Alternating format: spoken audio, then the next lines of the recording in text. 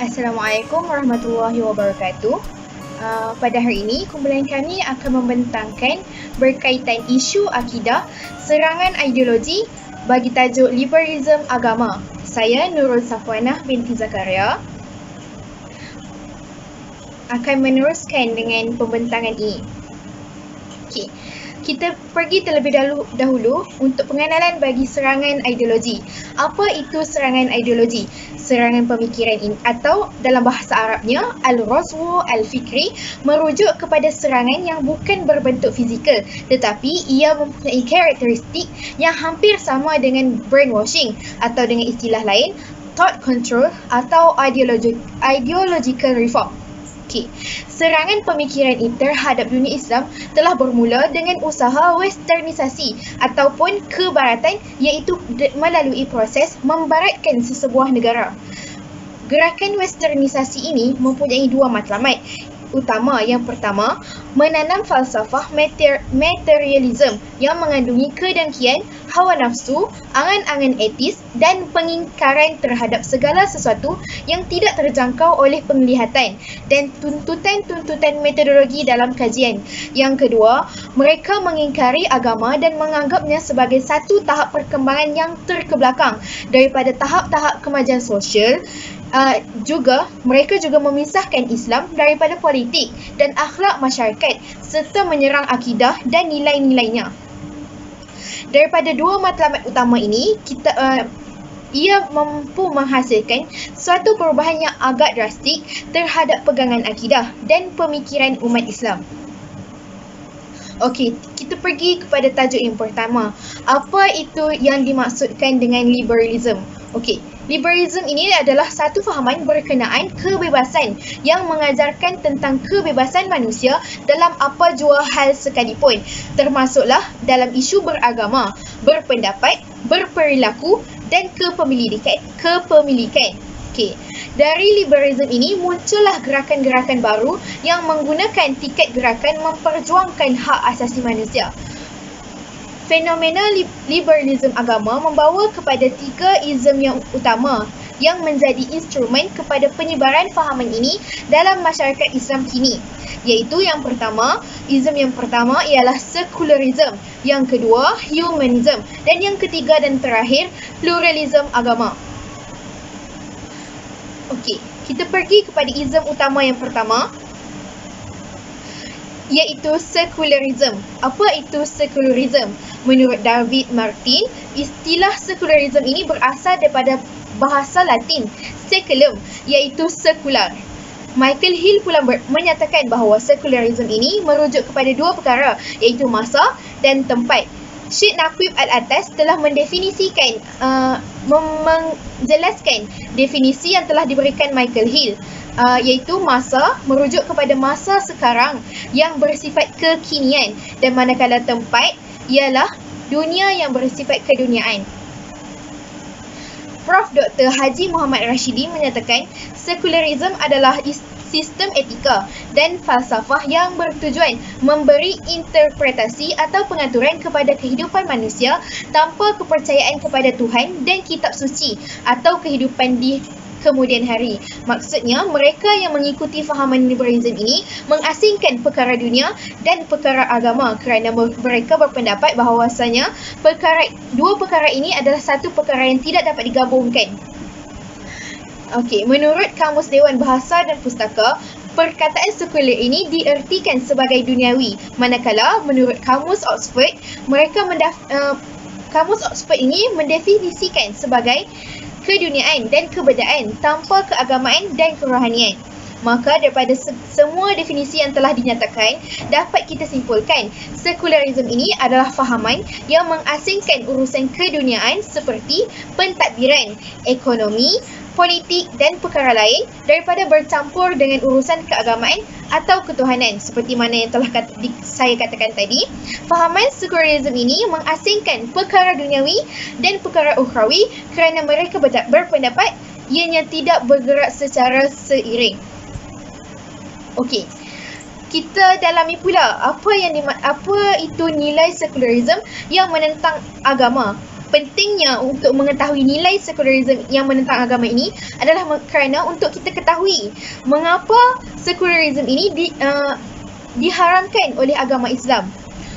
Serta ia dapat dijadikan sebagai hujah untuk menentang mereka yang mengikuti fahaman sekularisme. Yang pertama, Islam mereka yang mengikuti fahaman sekularisme ini menganggap Islam hanya diterima sebagai ibadat dan upacara sahaja, manakala pengamalannya bergantung kepada individu.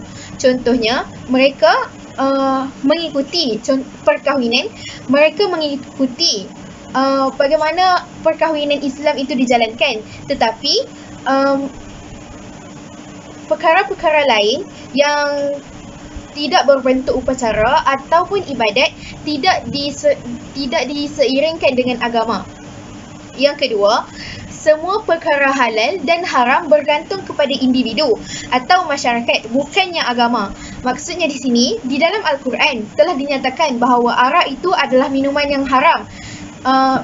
Tetapi mereka yang mengikuti fahaman sekularisme ini tidak mengatakan bahawa arak itu haram, selagi mana arak itu tidak membawa kebinasaan seperti kemalangan atau kematian dan sebagainya. Yang ketiga, sekular hanya akan mengambil perkara tertentu daripada Islam sekiranya ia menepati dan bersesuaian dengan kehendak mereka. Contohnya, di dalam agama Islam telah membenarkan seorang lelaki untuk mengahwini 4 orang wanita. Mereka yang mengikuti fahaman sekularisme ini akan menjadikan kebenaran itu sebagai tiket untuk memenuhi nafsu mereka tanpa menepati tanggungjawab yang telah disertakan seperti mana yang telah dinyatakan dalam agama Islam. Yang keempat, golongan sekular berpada sekadar mendirikan syiar Islam seperti solat, puasa, haji dan umrah, tetapi mereka muskil dan tidak memahami Islam secara tepat. Di dalam Islam, kita telah mengetahui bahawasanya Islam ini mempunyai ciri yang lengkap, yang menyeluruh, tetapi mereka hanya menganggap Islam ini hanya bertepatan dengan ibadat sahaja, tetapi bukan dengan perkara lain. Contohnya seperti undang-undang ekonomi. Di dalam ekonomi, Islam telah mengharamkan riba, tetapi mereka yang mengikuti sekularisme ini membenarkan riba di dalam perbankan. Okay. Yang kelima, mereka tidak menjadikan ulama dan pemikir Islam yang dipercayai fiqh sebagai rujukan. Mereka lebih senang untuk menjadikan ideologi-ideologi barat sebagai rujukan mereka yang hukum. Yang keenam, syariat ialah musuh utama kaum sekularis kerana syariat Islam banyak bertentangan dengan undang-undang dan falsafah perundangan mereka. Misalnya, pengharaman riba seperti mana yang saya telah katakan tadi, judi, arak, zina dan sebagainya. Yang seterusnya, Allah diakui sebagai pencipta alam sahaja, bukan pemerintah seluruh alam. Mereka percaya bahawasanya Allah itu Tuhan kepada semua manusia, tetapi mereka tidak mengikuti aturan yang telah ditentukan oleh Allah. Mereka menganggap aturan yang telah ditentukan oleh Allah ini tidak relevan untuk dunia hari ini. Oleh kerana itu, mereka menolak undang-undang syariat. Yang ke-8 dan yang terakhir, pembaharuan undang-undang iaitu undang-undang barat menggantikan Al-Quran dan As-Sunnah. Contohnya dalam isu Recep Tayyip Erdogan yang pernah dihukum penjara selama 4 bulan dan tidak boleh menjawab apa-apa jawatan dalam jangka masa tersebut oleh Mahkamah Perlembagaan Turki atas dakwaan cuba menghapuskan sistem sekular Turki. Isu berkaitan Erdogan ini sangat terkenal kerana beliau berusaha untuk menghapuskan sistem sekular Turki yang berada di Turki untuk menggantikan dengan sistem perundangan Islam yang sebenar. Tetapi perbuatan beliau telah dianggap salah dan beliau telah dihukum kerana usaha untuk menghapuskan sistem sekular yang telah diperkenalkan oleh Mustafa Kemal Atatürk. Okey, kita bergerak pula kepada ism yang kedua, iaitu humanism. Humanism ini adalah satu sistem pemikiran yang memberi penekanan terhadap nilai kemanusiaan dan kebajikan. Mereka juga menafikan kebergantungan manusia kepada unsur agama, dan agama dilihat sebagai sesuatu yang menyusahkan hidup manusia. Contohnya, di dalam Al-Quran dan hadis telah ditetapkan bahawa manusia perlu berpuasa selama sebulan pada bulan Ramadan. Tetapi mereka yang mengikuti fahaman humanism ini menganggap bahawa puasa itu perkara yang menyusahkan dan menyiksa umat manusia kerana perlu menahan dahaga dan lapar. Menurut ahli syariati, humanism menekankan peranan akal fikiran, budi pekerti, keintelektualan dan kehendak manusia sendiri dalam menyelesaikan segala perkara yang terdapat di dalam dunia ini. Contohnya, mereka hendak menyelesaikan satu isu berkaitan yang ada di masa kini. Tetapi mereka menolak sebarang fatwa yang telah dikeluarkan oleh agama Islam dan lebih prefer untuk menggunakan ideologi dengan tujuan untuk memenuhi kemahuan mereka sendiri. Karl Marx menyatakan humanism ini diperkenalkan dengan tujuan untuk menafikan kewujudan dan kekuasaan Tuhan. Seterusnya, memisahkan manusia daripada agama. Fahaman humanism telah mencetuskan perjuangan hak asasi manusia di Barat. Di peringkat antarabangsa, perjuangan menuntut hak asasi sememangnya telah menjadi agenda suci. Ia bermula dengan pengisytiharaan hak asasi manusia sejak 1948. Seterusnya, saya akan menyerahkan perbentangan ini kepada Nurin Al-Shifa untuk menyambung humanism. Bismillahirrahmanirrahim. Assalamualaikum warahmatullahi wabarakatuh. Saya Nurin Alia Syifa binti Syahrul Nizam. Saya akan menyambung ism yang kedua, iaitu humanism. Perkara yang dikatakan sebagai hak asasi manusia oleh Perisytiharan Hak Asasi Manusia Sejagat 1948 ialah: yang pertama, lelaki dan wanita yang sudah matang pada umurnya tanpa batasan bangsa, kewarganegaraan atau agama berhak untuk berkahwin dan mendapat keluarga. Mereka juga berhak mendapat hak yang sama seperti perkahwinan, semasa perkahwinan dan pada saat pembubarannya. Yang kedua, setiap orang mempunyai hak dari segi kebebasan berfikir, menukar jantina atau beragama. Dua perkara ini jelas tidak boleh diterima kerana telah mencabuli hak asasi umat Islam dalam beragama. Yang seterusnya, ism yang ketiga iaitu pluralism. Pluralism agama adalah pandangan, fikiran dan keyakinan bahawa agama-agama yang bermacam dan berbeza itu mempunyai kesamaan dari segi ontologi, soteriologi dan epistemologi. Menurut Peter Bain yang merupakan profesor di King's College London, UK, pluralism agama merupakan persenyawaan tiga tesis. Yang pertama, semua tradisi agama-agama besar dunia adalah sama, yakni semuanya merujuk dan menunjuk kepada satu realiti tunggal yang transenden dan suci. Yang kedua, Yang kedua, semuanya sama-sama menawarkan jalan keselamatan, dan yang ketiga, semuanya tiada pengakhiran. Antara tokoh-tokoh yang mengembangkan fahaman pluralism agama adalah seperti Raimundo Panikkar, Wilfred Cantwell Smith dan John Hick. Fahaman pluralism merupakan fahaman yang menyamakan semua agama dalam erti: yang pertama, kebenaran ada dalam semua agama, dan yang kedua, keselamatan boleh dicapai menerusi mana-mana agama. Kesimpulannya, fahaman ini menyamakan semua agama bererti semua agama adalah benar. Penganut agama mana pun adalah Muslim dan semuanya berpeluang masuk ke syurga. Apa yang berbeza hanya jalannya, tetapi matlamat yang dituju adalah sama, iaitu Tuhan, dan semuanya akan sampai matlamat yang satu. Perbezaan pluraliti agama dan pluralism agama. Yang pertama, pluraliti agama merupakan Pluraliti agama merupakan fakta wujudnya kepelbagaian dan perbezaan agama-agama di dunia. Ia merupakan ketentuan Tuhan dan sunnatullah. Manakala pluralism agama pula merupakan pandangan, fikiran, sikap dan pendirian seseorang terhadap realiti kepelbagaian agama, yakni semua agama di dunia ini adalah sama. Yang seterusnya, perbezaan pluralism agama dan toleransi agama. Pluralisme agama bukan merupakan toleransi agama. Sememangnya Islam merupakan agama yang sangat bertoleransi dan mengajarkan sifat toleransi kepada umatnya. Namun, ada yang menganggap ajaran toleransi agama ini sama dengan pluralisme agama. Anggapan ini adalah salah dan kurang cermat, berpunca daripada kegagalan seseorang untuk memahami hakikat doktrin agama. Disebabkan itu, ada yang menyimpulkan bahawa Islam adalah agama yang mengajarkan persamaan semua agama. Malah, golongan pakar dan pendukung pluralisme agama sendiri menolak mentah-mentah tanggapan ini. Menurut Diana L. Eck, yang merupakan pengarah The Pluralism Project dari Universiti Harvard, Amerika Syarikat, dalam penjelasan rasmi beliau yang berjudul What is Pluralism dan diulangi dalam From Diversity to Pluralism, menerangkan bahawa pluralism is not just tolerance, yang bermakna pluralism bukan sekadar toleransi semata-mata. Tetapi pluralism adalah satu pencarian persefahaman yang aktif melangkaui perbezaan antara agama. Maksud toleransi di sini, Islam tidak mengajarkan yang semua agama itu sama, tapi Islam tidak memaksa sesiapa pun untuk mengamalkan apa-apa agama di dunia ini. Yang seterusnya, fenomena liberalism dan pluralism.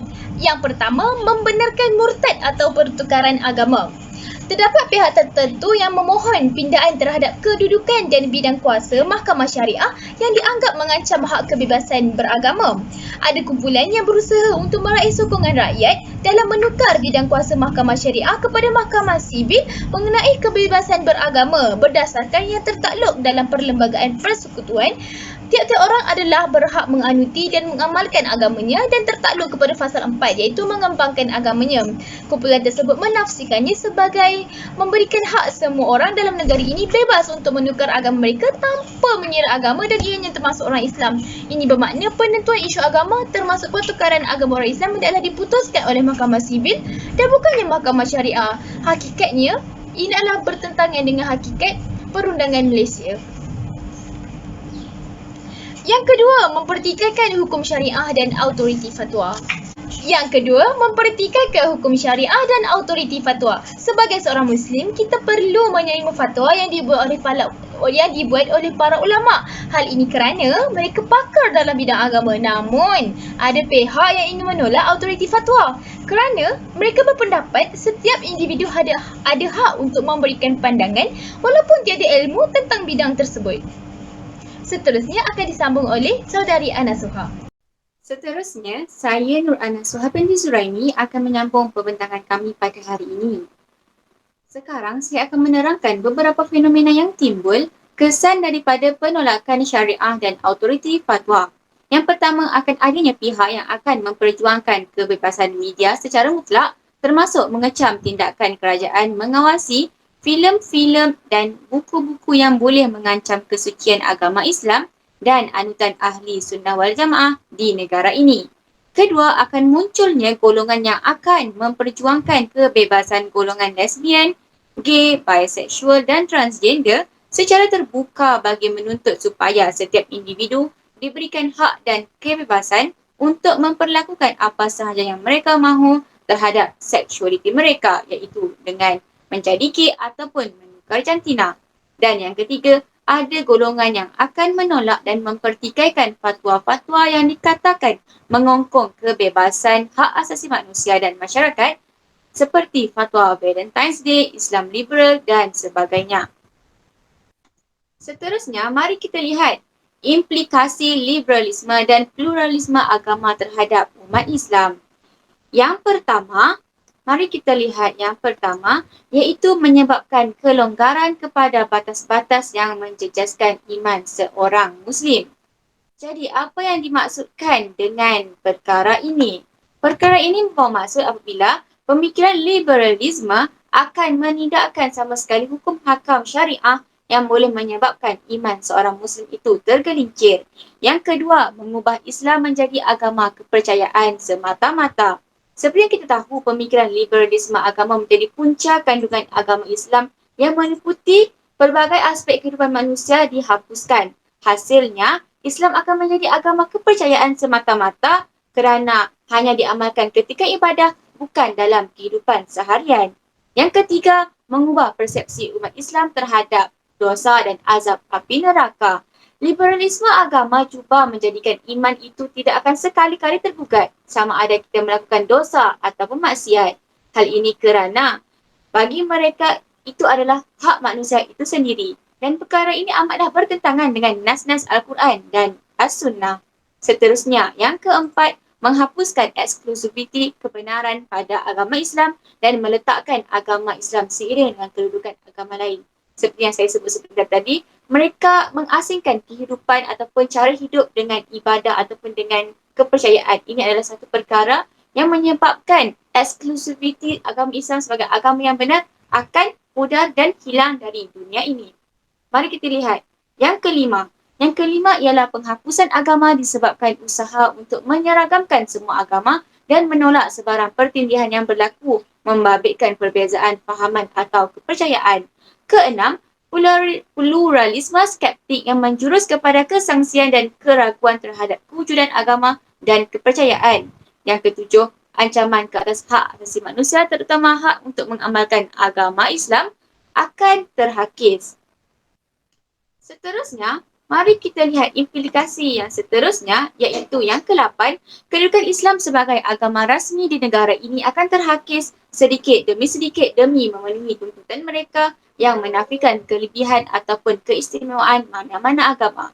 Dan kesan yang terakhir yang kita mungkin akan dapat lihat adalah agama akan menjadi tidak lebih hanya sebagai urusan peribadi masing-masing dan mustahil untuk dijadikan sebagai undang-undang syariah kerana ketika itu yang wujud hanya adalah etika dan moral yang diakui bersama. Seterusnya, mari kita lihat apakah hukum liberalisme dan pluralisme agama. Jadi, menurut Jawatan Kuasa Fatwa Majlis Kebangsaan Hal Ehwal Agama Islam Malaysia kali ke-74 pada 25 hingga 27 Julai 2006, mereka telah memutuskan bahawa gerakan pemikiran liberal mengandungi fahaman-fahaman yang didapati menyeleweng dari aspek akidah syariah fahaman ini menyeleweng dari aspek akidah dan syariah seperti berpegang kepada konsep pluralisme agama, mendakwa akal manusia adalah wahyu, mempersoalkan metodologi pentafsiran Al-Quran dan Al-Hadis dan lain-lain lagi. Dan berdasarkan ciri-ciri yang saya sebut di atas, hal ini terbuktilah ia adalah penyelewengan dan menyebabkan Muzakarah memutuskan bahawa pemikiran liberalisme agama adalah satu ajaran yang sesat dan menyeleweng daripada syariat Islam. Jadi kesimpulan yang dapat kita buat pada pembentangan kita pada hari ini ialah liberalisme agama adalah satu serangan pemikiran yang sangat ampuh dari Barat bagi mengelirukan atau bagi menyelewengkan akidah umat Islam. Ia bagai menarik benang dalam tepung. Ia berlaku dengan memasukkan ideologi-ideologi ciptaan mereka secara halus dan tanpa disedari oleh umat Islam. Dan ideologi-ideologi ini menawarkan dengan jelas dan memberi kesan langsung terhadap akidah dan syariah Islam. Dan ia juga telah terbukti memberikan impak yang sangat besar sehingga mewujudkan masyarakat Islam yang hilang jati diri dan nilai keimanan. Sekian daripada kami. Assalamualaikum warahmatullahi wabarakatuh.